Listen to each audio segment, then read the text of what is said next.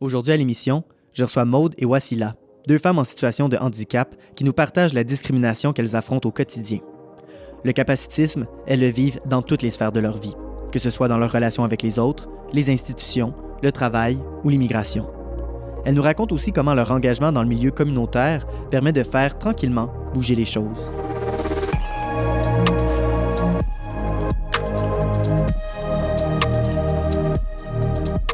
Parole de génération, c'est un amplificateur des voix marginalisées. C'est un pont qui relie les jeunes, les aînés et les personnes issues de l'immigration au-delà de leurs différences.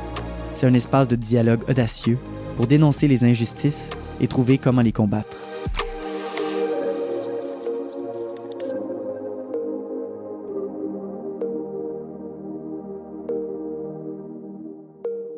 Bonjour tout le monde, bienvenue à Parole de génération, un balado d'Intergénération Québec qui crée des ponts entre les générations de toutes les origines pour déconstruire les préjugés. Aujourd'hui au micro, je suis entouré de deux invités vraiment inspirantes que j'ai rencontrées pendant les Journées de la paix et ils ont accepté de partager leur témoignage au micro. Merci d'être là. Bonjour, mon nom est Wassila Hadjabi, je suis originaire de l'Algérie. Je suis d'abord aussi une femme en situation de handicap. Donc je me véhicule et je bouge et je danse en fauteuil roulant. Et je danse, j'adore la précision, oui, parce qu'on a dansé ensemble justement j'adore au jour danser. de la paix, c'était tellement un beau moment. Ça m'a donné une liberté ce fauteuil roulant, de pouvoir danser à ma guise. Oui. Donc, et j'ai 55 ans ou 56 ans, je ne sais plus, je suis née en 1967. Ah, parfait. Excellent. Merci, Wassila.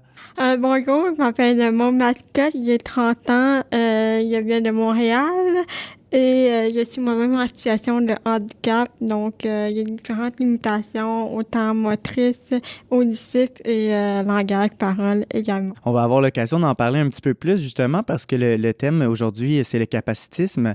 Mais avant de rentrer là-dedans, moi, la question que je pose toujours pour commencer, c'est quoi le préjugé que vous êtes tanné d'entendre? C'est la grande question. C'est sûr que pour ma part, tu pas toujours dans un fauteuil comme à comparer de Wassila, c'est le fait que les gens pensent que j'ai une déficience intellectuelle. Alors que j'en ai pas de déficience intellectuelle. Donc, les gens prennent pour acquis que pour avoir une déficience motrice, il faut avoir une chaise roulante, une aide à la mobilité, que ce soit une canne ou que ce soit une marchette ou autre. En fait, être en situation de handicap, c'est multiple. C'est multiple comme est multiple les différentes caractéristiques d'une personne. Et on est différentes et différents parce que, bon, on est des femmes aussi. Donc, avant tout, on est des femmes, autant moi que moi-même. Le handicap ne se définit pas seulement au fauteuil roulant, pardon. Il peut être multiple, il peut être même invisible. Et beaucoup de personnes, en fait, certaines personnes, ils le disent pas parce qu'ils peuvent le cacher si ça ne leur cause pas vraiment de l'incapacité finalement. Ils peuvent peut-être le cacher pour pouvoir passer plus facilement parce que c'est les préjugés en longue vie. Pour revenir à la question que tu posais à l'origine, c'est quoi que je suis tannée d'entendre? Non seulement, en fait, moi, je suis tannée d'entendre parce que j'ai oublié de dire ce que j'étais aussi, c'est que je suis une femme musulmane et je porte le voile actuellement.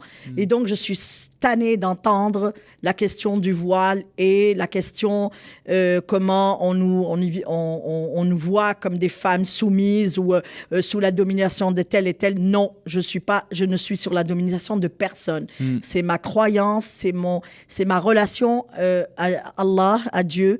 Donc, et je la vois comme ça. Et ça ne change pas ce que j'étais avant. Je ne portais pas le voile, c'est un choix personnel. Donc, c'est important. J'en ai marre d'entendre ces histoires-là. On est des femmes comme tout le monde et c'est comme mettre une capuche, l'autre, il met une casquette, l'autre, elle s'enlève les cheveux, elle les rase complètement. C'est son choix. Exactement. Elle en fait ce qu'elle veut.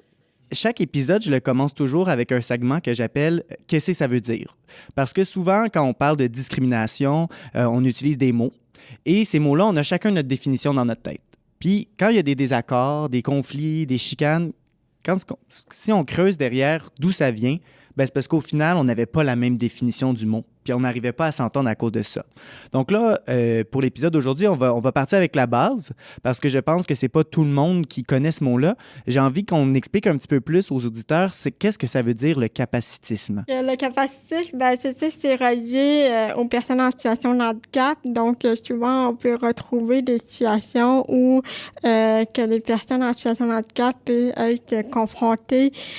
Donc, souvent, une personne peut très bien penser qu'on n'est pas capable de faire quelque chose alors qu'on peut le faire et la personne n'a pas pris le temps de le demander également et a juste supposé, juste en nous voyant, donc n'a pas vu un peu les facettes invisibles. En fait, le problème majeur, c'est quoi? C'est qu'on n'est pas homogène. Donc, nous aussi, comme groupe de personnes en situation de handicap, on n'est pas homogène. Ma connaissance du handicap est différente de sa connaissance du handicap.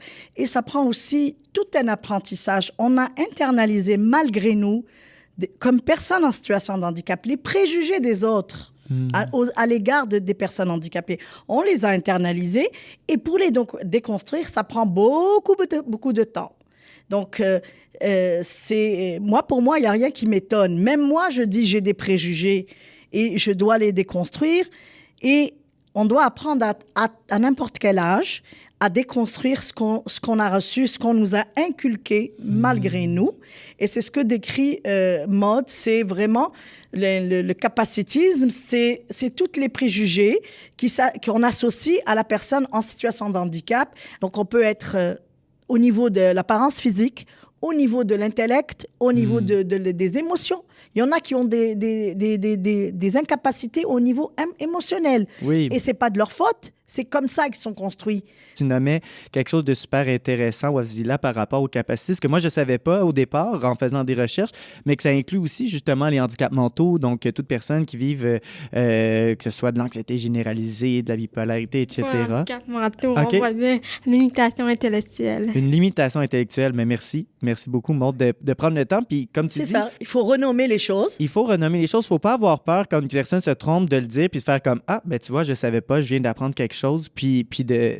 Mais c'est avec le temps, on évolue. Par exemple, avant, les personnes, on parlait de sourds, muets. On ne dit pas ça. On dit personne sourde. Elle est pas muette. Elle est muette, entre guillemets. Elle ne parle pas à cause du fait qu'elle n'entend pas. Donc, l'apprentissage de la parole se fait par comparaison, parce qu'on entend. Si on n'entend pas, on va parler, mais il y a des gens qui ont pratiqué, à qui on a pratiqué la parole et qui arrivent à parler. Et puis c'est là où je trouve que justement, il y a quand même des liens à faire parce que dans les autres épisodes du balado, on parle beaucoup de racisme, puis le capacitisme a cette même espèce de notion-là où est-ce que on a toujours à apprendre, il y a toujours des choses à déconstruire, donc il ne faut pas avoir peur de se tromper parce qu'on est là pour apprendre finalement, puis au contraire, ça nous permet d'apprendre des nouvelles choses, t'sais. Donc c'est pour ça que je trouve ça génial d'avoir ces discussions-là ensemble. J'aimerais ça peut-être justement, avant d'aborder ce sujet-là, que vous parliez un peu de vous, votre expérience personnelle, votre handicap, qu'est-ce que c'est, comment c'est apparu et puis c'est quoi les impacts, là, les limitations au niveau physique? Ben, pour ma part, mes limitations, c'est dû à un accouchement qui s'est mal déroulé. Donc, je suis née à terme. Malheureusement, les médecins ont trop tardé à faire une césarienne d'urgence. Donc, j'ai manqué d'air à la naissance. Ils ont dû me réanimer 2 à 3 fois. Donc, j'étais un peu comme, entre guillemets, un petit bébé un miracle. Et donc, qui fait en sorte que j'ai la paralysie cérébrale qui a vraiment affecté mes 4 membres, donc les 2 bras, les 2 jambes. Et surtout, ma plus grande limitation, c'est que j'ai aucune dextérité manuelle. Donc, de prendre un verre d'eau, c'est impossible pour moi de boutonner ma chemise. Donc, elle va toujours prendre des personnes dans mon quotidien pour m'aider à certaines tâches, pour justement de tous les jours, pour être capable de pouvoir vivre comme n'importe qui aussi. Là, je façon-là. Il y a aussi j'ai une surdité, donc je suis appareillée des 2 oreilles. Je suis vraiment de moyen à profond des 2. Donc, je suis appareillée depuis l'âge de mes 6 mois, 1 an également. Et il y a aussi le trouble de langage parole qui vient avec l'appareil cérébral. Donc, c'est vraiment les muscles du visage qui ont été affectés, donc paralysés, qui fait en sorte que le message rentre très bien au cerveau, mais une fois le transmettre, souvent il y a certains sons, certains mots ou consonnes ou voyelles qui vont pas sortir de la bonne façon. J'aimerais juste dire que Maude est une très belle jeune femme, à tout point de vue. Oui, un vrai bébé miracle, c'est vrai, je suis d'accord avec ça. Mais elle est belle, elle est belle aussi. Elle a l'avantage, en tout cas, ou la chance d'être belle. Oui. Ouais, mais je voudrais quand même rajouter qu'il y a quand même encore des préjugés de gens qui me disent « Ah, t'es handicapée, mais pourtant t'es belle. » Ouais. Ah non, moi je te dis pas dans ce sens. C'est ça pour me dire, coudonc, il faut être là pour être handicapé. Ah oui, il associe ça ensemble. Alors, moi, je suis née bébé à terme régulier.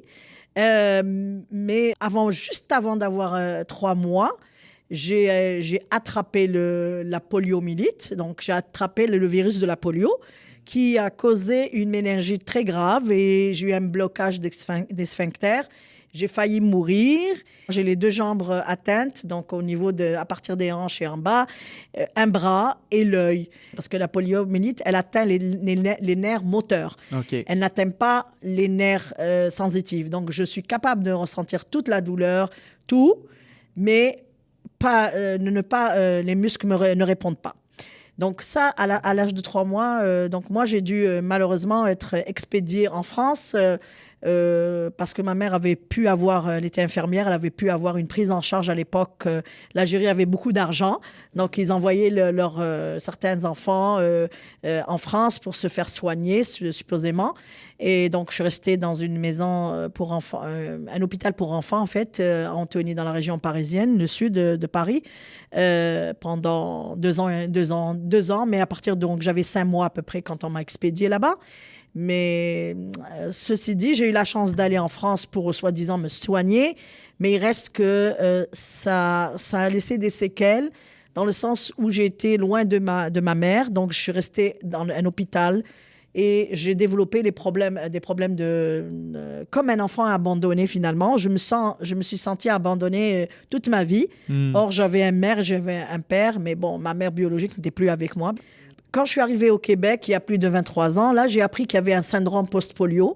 Et donc, il y avait des séquelles autres que la locomotion, mais donc des problèmes de fibromyalgie, de la douleur chronique, donc des problèmes respiratoires et de fatigue chronique. Et ça m'est tombé dessus quand j'étais en train de faire mes études en France à l'époque, donc quelques années après, une vingtaine d'années après, quoi. Donc voilà. Et bon, par la suite, j'ai développé d'autres problèmes. Malheureusement, toutes les batailles que tu dois mener de ta vie. Bon, moi, j'ai 56 ans, 55 ans. J'ai développé des problèmes de dépression chronique, d'anxiété devant le milieu du travail, des choses comme ça. Mm-hmm. Ouais. Ben oui, c'est sûr, ça a eu un impact au niveau émotionnel, j'en doute pas. Parlons-en justement, rentrons dans ces différentes sphères-là. Comment est-ce que, tu sais, on a donné une définition un peu plus théorique du capacitisme, mais là, j'ai envie de voir au jour le jour, tu sais, comment ça se matérialise, ce phénomène-là, finalement. Donc, j'ai envie d'explorer plusieurs sphères ensemble. Pour commencer, dans vos interactions avec les autres, c'est quoi les comportements ou les propos, justement, qu'on doit faire attention pour ne pas être capacitiste, finalement?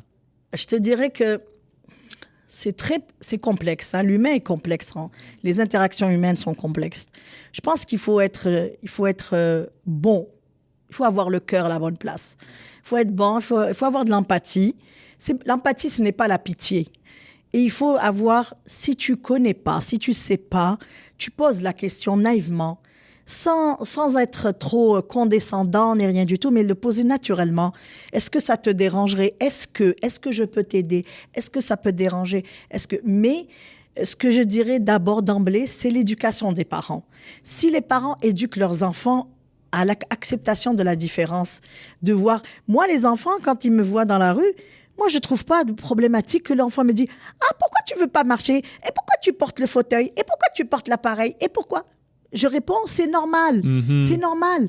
il ne voit pas, il n'a pas l'habitude de voir, ou il voit, il questionne, c'est tout de la fait. Je trouve pas normal, c'est quand les parents leur disent « Non, ça va, laisse tomber », c'est-à-dire ils sont mal, c'est eux qui sont mal, c'est pas l'enfant.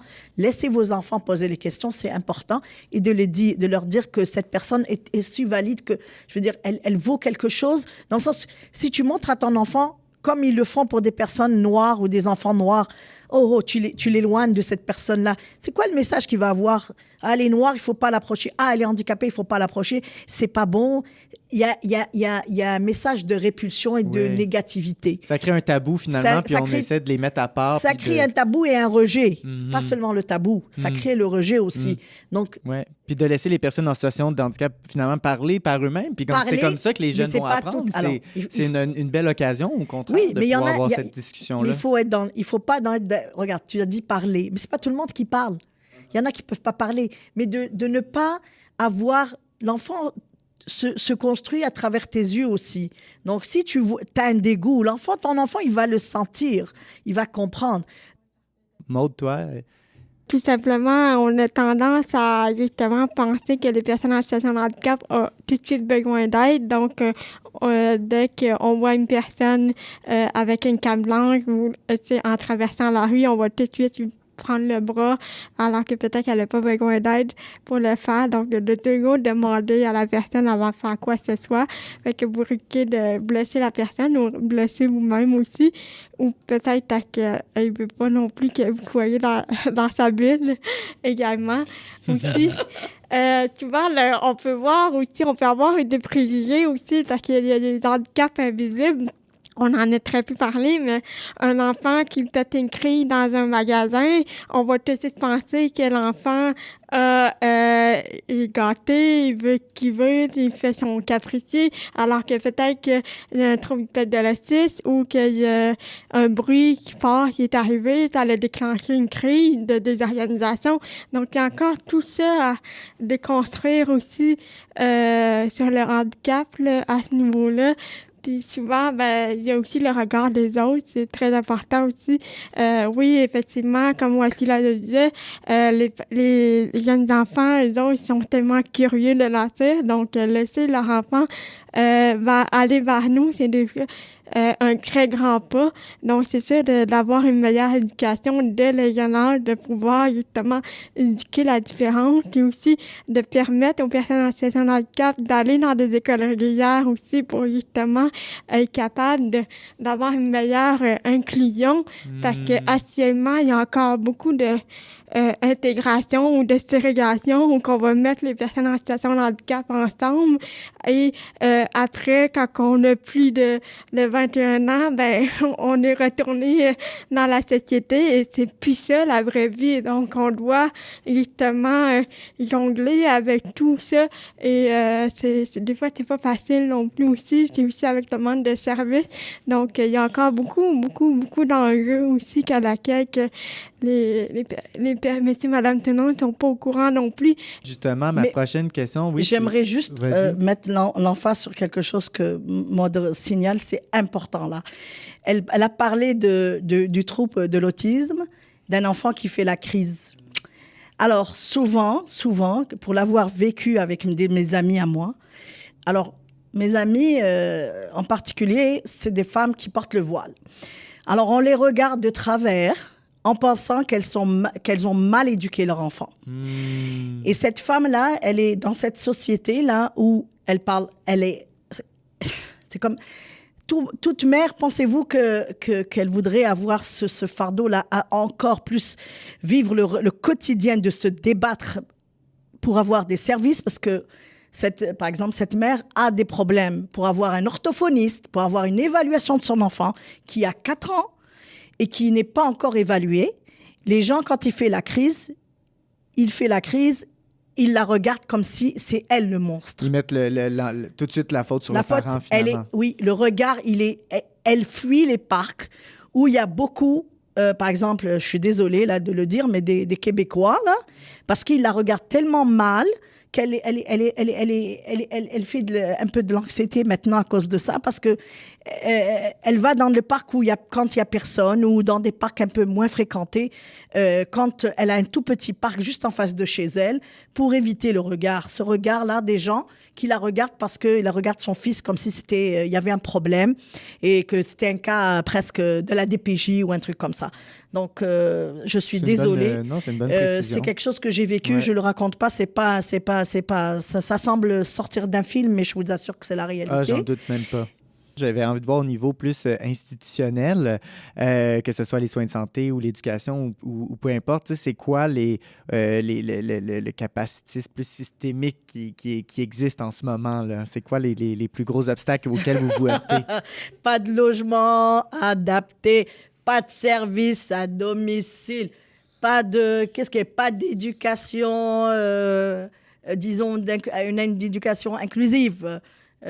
Pas d'emploi, pas de travail pour nous. Parce que moi, je suis surdiplômée, mais je n'ai pas d'emploi. Parce que j'ai peur du milieu du travail. Puis là, je sens qu'il y a comme une petite ritournelle, là. Fait qu'il y a c'est rendu un peu les messages, j'imagine, ça fait longtemps que vous les répétez, puis il n'y a pas beaucoup de changements. On les répète, mais c'est, comme on dit chez nous en Algérie, quand on faisait la vaccination du virus polio, là, ils disaient, dans la vaccination,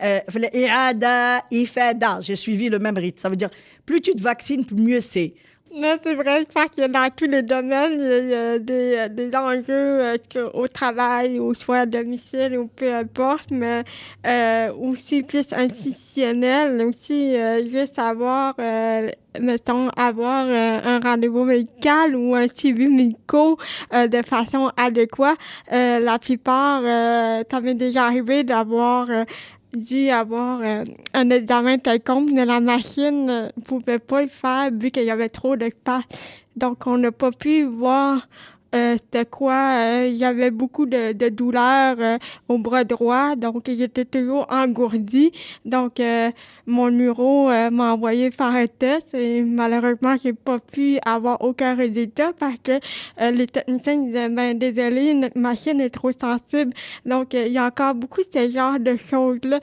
On met beaucoup, on l'a essayé, puis après ça, on arrête, là, à ce niveau-là aussi. Oui, l'équipement médical, juste faire un test. Ah, désolé, on n'a pas de personne pour transférer sur la table médicale. On n'a pas personne pour justement vous accompagner, pour vous déshabiller. Donc, encore une fois, il faut avoir un accompagnateur, une accompagnatrice pour prévoir ce genre de situation-là aussi. Donc, puis on les infantilise beaucoup dans le sens que souvent, ils vont pas nous prendre pour acquis non plus. Donc, ils vont souvent s'adresser à la personne qui m'accompagne aussi pour s'assurer c'est vraiment ça que je veux aussi.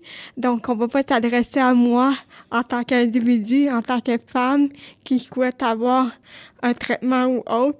Donc, ça, je parle au niveau institutionnel, mais c'est partout, dans tout, là. Donc, l'infantilisation, c'est tellement un sujet, c'est relie toutes les personnes en situation de handicap. C'est comme si on n'était pas capable de prendre une décision par nous-mêmes. Savez-vous qu'on stérilisait les femmes pour qu'elles n'aient pas d'enfants? Parce que pour elles, c'était un fardeau qu'elles aient des enfants. Ils n'ont pas le droit d'enfants, donc on nous stérilisait sans notre permission. Et jusqu'à ce jour, on utilise encore un contraceptif qui s'appelle le Depo-Provera, qu'on donne à d'autres personnes aussi, mais qui a des conséquences sur la stérilité, donc qui peut rendre stérile, pour arrêter les règles aux femmes et des choses comme ça, comme on dit. Et en fait, l'infantilisation, elle est à tout âge. Hein. C'est pas parce que Maud est très jeune, non. Même nous femmes qui avons l'air d'une femme, on va nous infantiliser. Donc, la santé gynécologique, c'est comme l'avortement. Il faut toujours être...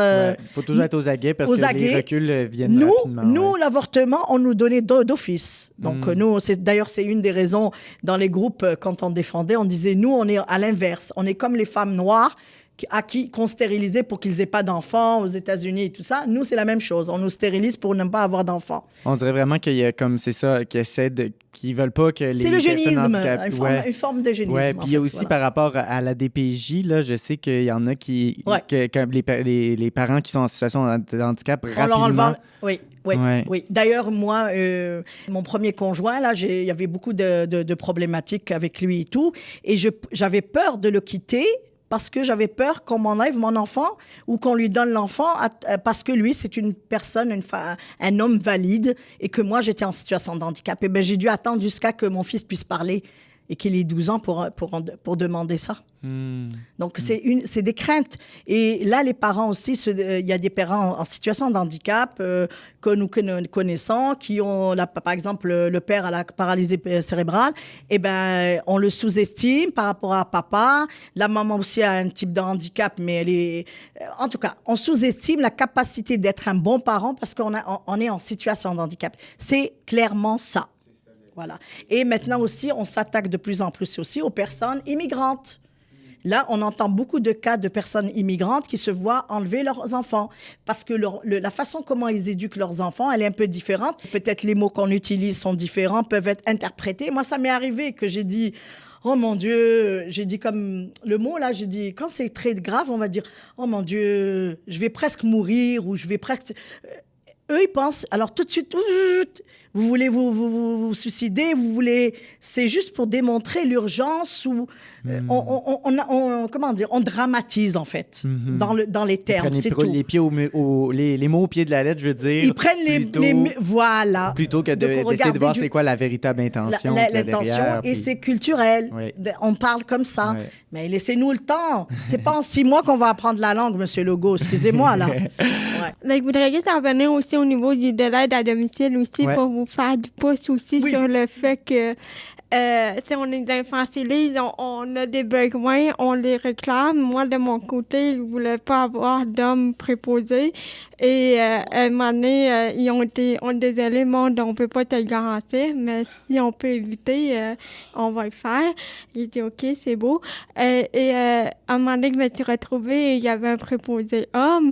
Et le préposé homme avait la même âge que moi. Fait qu'on s'entend que toutes les deux, on était pas à l'aise. Donc, j'ai fait le service, ça a été de façon très professionnelle, tout s'est bien déroulé, mais j'ai quand même été voir la direction en disant, désolé, je me suis pas sentie à l'aise, et lui-même aussi, donc ça serait possible que ça se reproduise plus.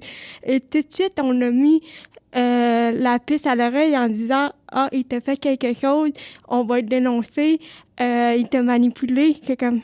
Non, c'est pas ça que je suis en train de vous dire. Je suis en train de vous dire que ça s'est bien passé, mais il y a un malaise et je ne suis pas confortable de recevoir ce service. Donc, il y a encore une autre forme d'infantilisation aussi, où qu'on va tout de suite penser qu'on est aussi dans l'ère des agressions, des manipulations aussi. Donc, de tout de suite s'agresser, de dire comme... on est vulnérable, il s'est passé quelque chose. Donc, je pense que c'est important de dire ce genre de situation-là qu'on vit aussi. Et ça se passe comme ça dans les hôpitaux. Dans les CHSLD, on t'impose des gens, des femmes qui ne veulent pas, qui se font manipuler par des hommes. Je ne dis pas que les hommes sont mauvais, mais est-ce que j'ai besoin, est-ce que vous pouvez respecter ma pudeur? Alors, imaginez des femmes qui sont voilées, qui posent cette question. Ouais. Il y a des problèmes, il y a des préjugés. Bon, on n'a qu'à voir ce qui s'est passé contre les Autochtones avec les préjugés. C'est ça. Si on respectait la volonté des gens, on ne serait pas arrivé à ces horreurs-là qu'il y a eu auparavant et qu'il y a dans la vie des personnes en situation de handicap. Puis pour répondre à ta question au niveau du travail, il y a d'autres enjeux aussi. Donc, il y a des programmes qui existent pour embaucher les personnes en situation de handicap, mais ça ne correspond pas à tout le monde non plus. Et souvent, on va évaluer la non-performance et non la performance de la personne pour essayer de justement aller chercher un pourcentage pour que le gouvernement puisse donner une partie à l'employeur pour aider l'employeur. Il y a aussi beaucoup de personnes, il y a encore beaucoup de préjugés que comme Wassila le disait, qu'elle n'était pas à l'aise d'être au marché du travail. Donc, souvent, ils sont dans des programmes d'aide sociale qu'on appelle contraintes sévères à l'emploi. OK. Souvent, on va mettre beaucoup le préjugé que c'est des personnes qui sont paresseuses, qui ne veulent pas travailler. Mais juste être en situation de handicap, de vivre en appartement, de pouvoir gérer ses services à domicile, de gérer ton épicerie, de gérer ton quotidien. C'est juste un travail en soi. Mm-hmm. Puis là, dans le fond, ce que tu dois remplir, c'est une espèce de formulaire. Puis là, ça va dire, à tant de pourcents, tu n'es pas capable de produire tant de pourcents. Fait que c'est un peu dans le négativisme, un peu, j'ai l'impression de comme dire... Effectivement, quand l'employeur reçoit la subvention, c'est-à-dire la compensation, en fait, ils disent le manque de productivité, c'est comme ça que ça appelé. Donc déjà, c'est négatif, effectivement. Ouais. Moi, je suis complètement d'accord avec ça. C'est le manque de productivité de l'employé. Et on leur donne un pourcentage, 40%, 50%, peu importe ce qu'on obtient. Mais normalement, en tout cas, nous, notre vision, c'est de le réinvestir pour faciliter le travail de l'employé. Par rapport à justement comment ça se passe d'immigrer quand on est en situation de handicap. J'imagine, déjà immigrer, c'est pas facile. J'imagine avec un handicap, on doit te mettre encore plus de bâtons dans les roues. Alors, je te dirais, ça dépend d'où tu viens. Déjà, c'est tout un enjeu. D'abord, quand on veut immigrer, moi, personnellement, j'ai eu très peur. Je me suis dit, ils vont me discriminer sur la base du handicap. J'étais encore en France à l'époque, j'étudiais, et j'ai pris un avocat. J'ai pris un avocat pour pouvoir passer, pour pouvoir orienter le mieux possible pour qu'on me refuse pas parce que j'avais un handicap. Mais ce n'est qu'au Québec, quand je suis arrivée, que j'ai compris que le fardeau du handicap était quand le handicap est très lourd. Okay. On peut te refuser même si tes parents sont milliardaires. Mais disons que, d'après ce que j'ai vu au niveau de la jurisprudence et tout ça, c'est que souvent, l'enfant, il est très handicapé, et donc lourdement handicapé, il aurait besoin trop de services, il n'aurait pas été accepté. Mais ce que j'ai vu les gens arriver en général, ce sont des gens souvent qui ont la poliomyélite. Donc, qui viennent de l'Afrique, de l'Afrique du Nord ou du milieu ou du Sud, peu importe, qui viennent comme réfugiés.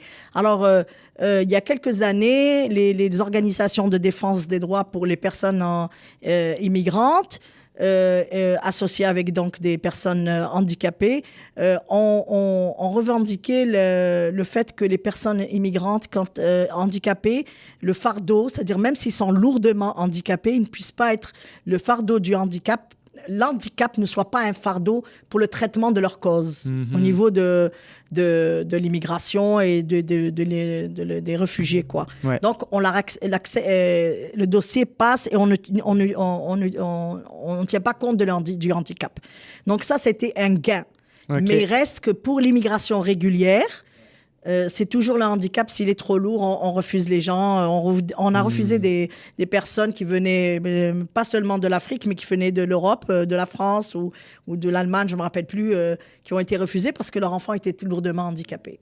Ouais. Puis au niveau d'avoir accès à tous ces programmes-là qu'on parlait juste avant, comment ça se passe quand on vient d'arriver? Quand on arrive, avant, il y a quelques années, c'était beaucoup mieux que maintenant. Maintenant, c'est comme tu arrives, on t'oriente plus ou moins et tu dois suivre toutes les démarches. Moi, j'ai suivi toutes les démarches. Et à l'époque, on ne m'a pas parlé du transport adapté. Donc, je ne savais pas. Donc, la première année, j'ai galéré. Je restais à la maison parce que je ne pouvais pas marcher longtemps. Et j'avais des béquilles encore et c'est beaucoup de souffrance pour moi. Je souffrais, j'avais beaucoup de douleurs et je sortais très peu.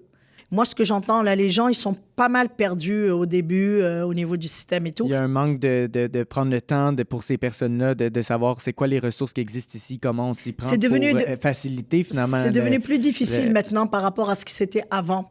Avant, il y avait un accueil qui est beaucoup plus intéressant, disons. Okay.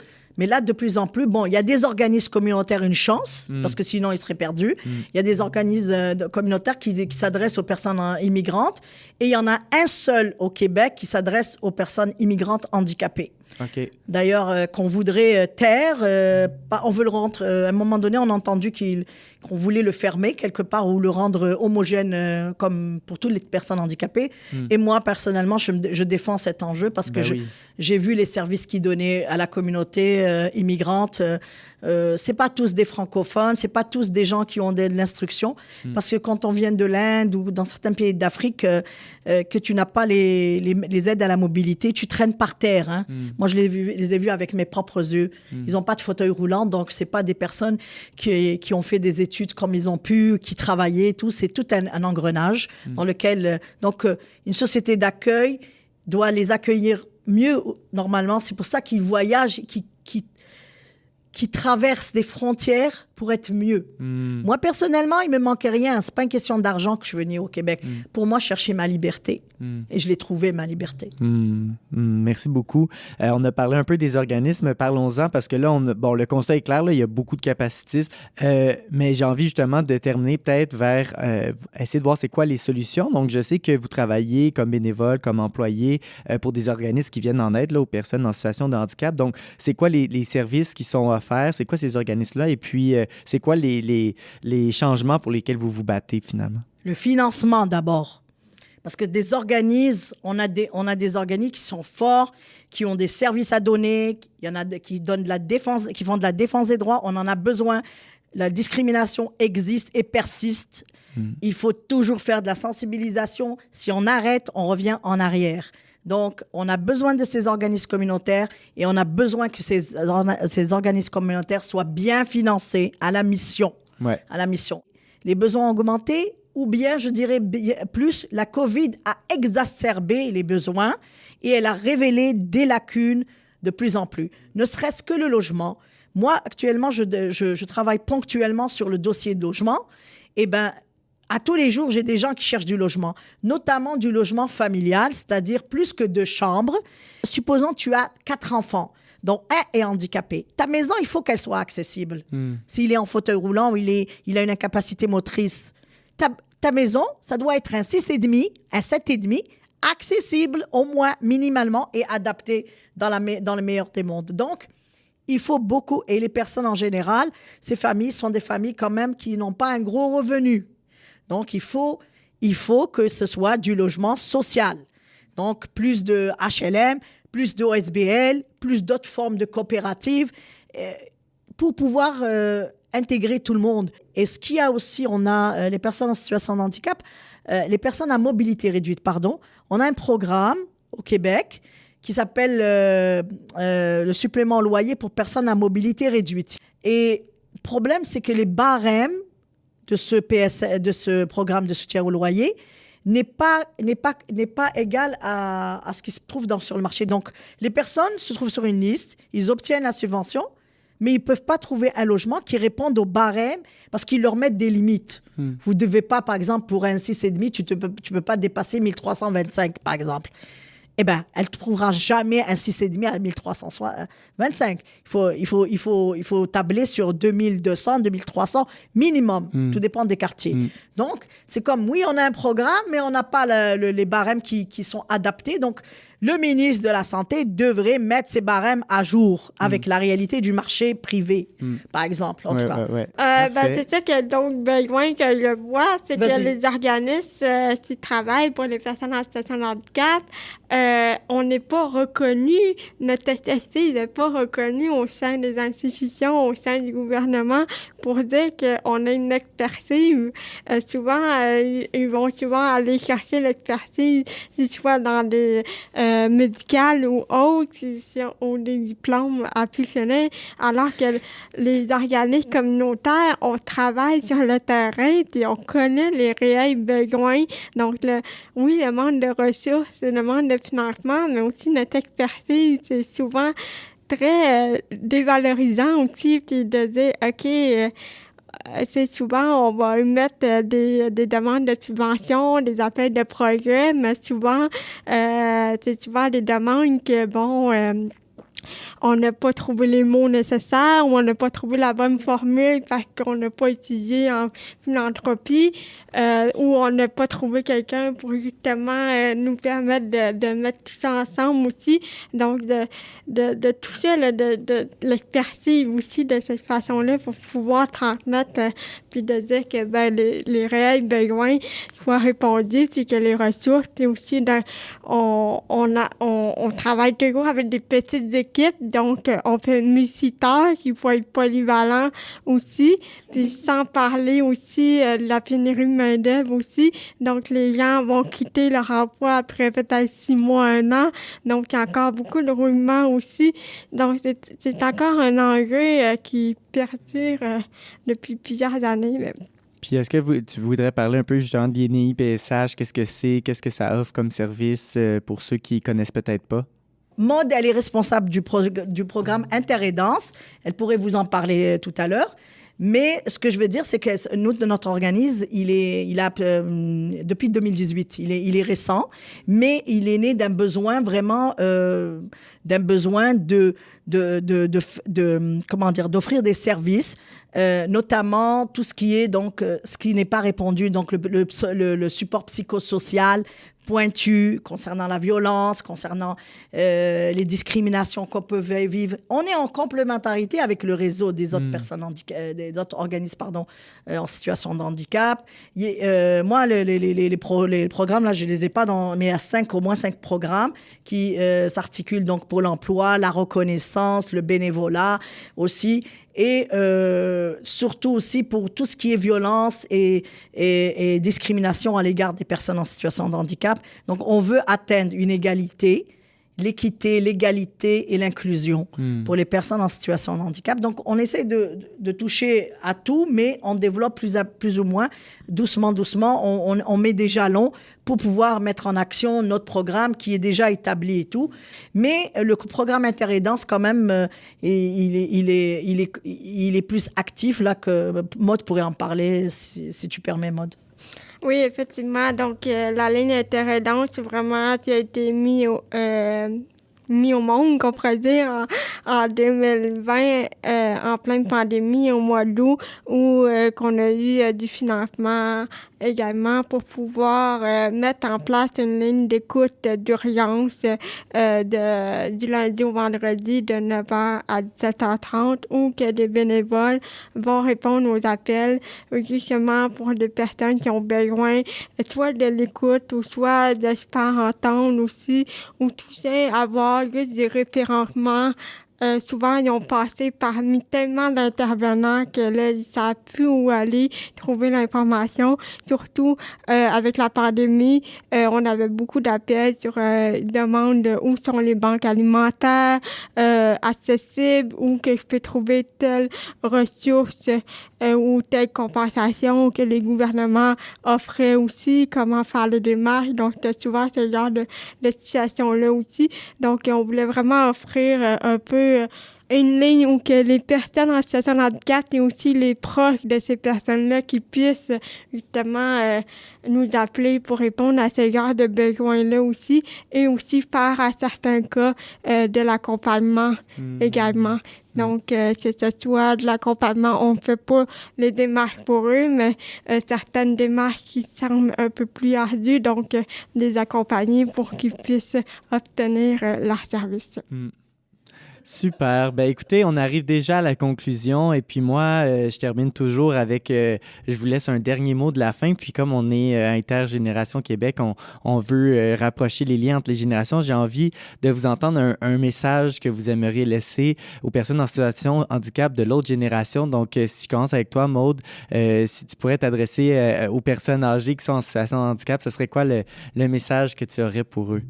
Je pourrais juste commencer par dire merci parce que certaines personnes comme Maria Barilli qui est décédée a été une des premières pionnières aussi à ouvrir la porte à bien des personnes en situation de handicap puis d'aller au bat pour nous.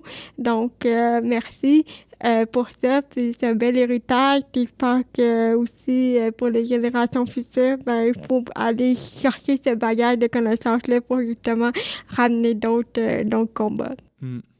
Je t'ai dit, moi, j'ai peut-être 55 ans, mais dans ma tête et mon cœur, j'ai 20 ans. Donc, moi, j'ai besoin de faire le fil. Donc, merci encore une fois à Maria Barillet, à Déborah Kennard, à Michel Blais, mon ami, qui ont semé les graines et qui sont en train de pousser actuellement. J'ai suivi, j'ai tiré c'est-à-dire, j'ai ressemé et j'aimerais que nos jeunes puissent ressemer à chaque saison. Parce que c'est une bataille ou un combat, je suis désolée d'utiliser ce mot, mais si on lâche, ça va retomber. C'est toujours un recommencement. Voilà. Il faut pas lâcher prise. Parce que ce qu'on entend dans les générations, je veux dire dans la communauté en général, ça y est, on est arrivé, les jeunes sont arrivés. Mais si on lâche, ça va recommencer la même chose. Et plus on a des obstacles, comme nous, comme personnes en situation de handicap, on a beaucoup d'obstacles. Il ne faut pas penser que tout est déjà là. Il faut ressemer pour les générations futures. Voilà. Merci beaucoup pour tous vos témoignages. J'ai appris beaucoup de choses, puis je suis sûr que les gens qui vont nous avoir écoutés aussi. Puis oui, je pense que c'est ça. Je pense que ça va encourager les gens à justement continuer le combat, pas perdre ce qu'on a, puis même améliorer les conditions. Donc, je vous remercie beaucoup d'avoir accepté mon invitation. Et il faut faire les bébés. Ça, c'est important parce qu'on nous dit non, pas d'enfants pour les personnes en situation de handicap. Non. Si vous avez envie d'avoir des enfants, faites-le. C'est un bonheur d'avoir des enfants. Oh, c'est une belle conclusion. Merci beaucoup, tout le monde. Bye-bye. Bye. Merci à vous. Merci à notre partenaire, l'Institut national pour l'équité, l'égalité et l'inclusion des personnes en situation de handicap, de nous avoir permis de faire la rencontre de ces deux invités profondément engagés.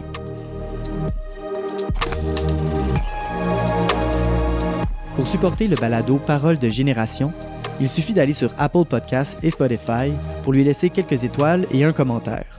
Ou encore, vous pouvez partager l'émission autour de vous, que ce soit par bouche à oreille ou sur vos réseaux sociaux. Vous pouvez d'ailleurs voir toutes les coulisses du projet sur les pages Facebook et Instagram d'Intergénération Québec.